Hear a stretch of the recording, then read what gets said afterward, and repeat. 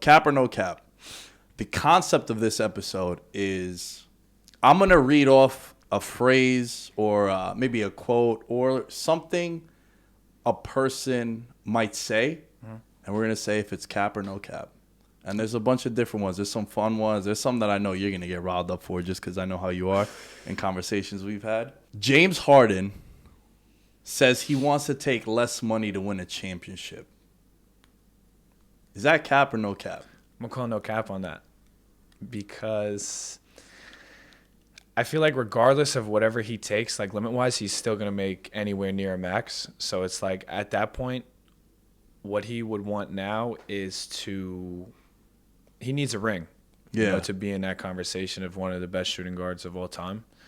But the thing with him is I feel like if he gets a ring, then he doesn't look like he was the issue in Brooklyn.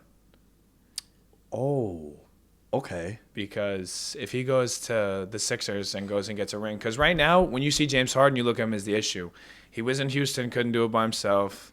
Got Chris Paul in Houston. Everyone could play with Chris Paul. Had an issue with Chris Paul. Chris Paul leaves, goes to the Suns, brings the Suns to, they had a great playoff run the year before in the bubble, and now even this year, him and Devin Booker. So I feel like now if James Harden goes to the Sixers, you see everything that's going on with the Nets. They're just, crumbling. If he goes and gets a ring somewhere else, they look at him as like, all right, maybe it's KD and it's Kyrie. It's not Harden, you know what I mean? But the whole money thing, I feel like at this point he's made his money and he has sneaker endorsements and has like a lifetime contract or whatever it is with Adidas. So he's going to keep, even when he retires, he's still going to have his signature shoe every year. But I think now it's just what he's chasing is a ring. And I don't think he wants to do it with the super team. I think he wants to do it on his own. He went to Brooklyn and he went back to his guys, KD and Kyrie, and I don't think he fit in there. And I think now it's just like he needs that ring. That's what he needs.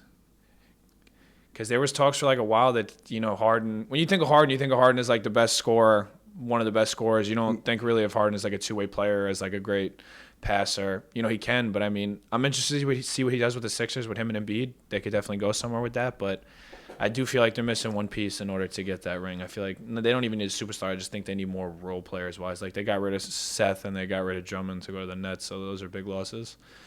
So I feel like now it's just like a proving thing. He's trying to prove himself that he's already proved that he could score and do all these kind of things. But I think now it's just proved that he's not like the toxicity on a team. Yo, you brought up some good ass points. You're talking to someone who, like, when he first got to Houston, bro, I was driving the bandwagon. Yeah, 100%. Like I was all in on him. I've talked about this many times. Like no one's lost more money on Harden and the Rockets than me. Like I felt like they were the only team that could compete with the Warriors, the only team that could beat those Warriors teams. Like even when KD got there too, and then get Chris Paul. But then I kind of did like a wrestling heel turn on him, where at what point is it you, bro? Like I've used this analogy so many times. If you got a friend and he's gotten married and divorced 4 times, it's a common denominator. At what point it's not the girl, bro? It's you, exactly. Right? So at what point was it James Harden, and then they brought in Dwight. That didn't work. How many coaches did he go through? Chris Paul. He goes to Brooklyn. And Brooklyn, I'm going to give him a little pass because the more I was thinking about it, bro, he came in to be like the third guy in a way. Yeah. But then those guys got hurt too. Yeah. So the start of the year, it's like, all right, Kyrie's doing this shit with the COVID stuff and he's not getting vaccinated, so he ain't around. And the rank goes down after he comes out the gates like the first 15, 20 games. He was an MVP candidate. Then he goes down. Now it's like, oh, shit, I'm back on Houston again. Yeah. So to answer this question, I'm saying cap, though, man. Yeah. I feel like the player always goes after the money. Yeah. And I don't fault them for that. 100%.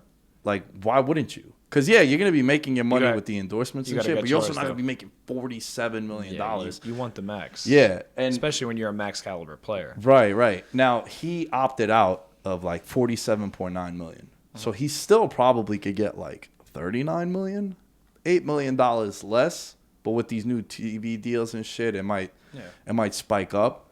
But I don't know, man. He strikes me as someone that if he signs another Supermax, I think he's made the most money from NBA contracts.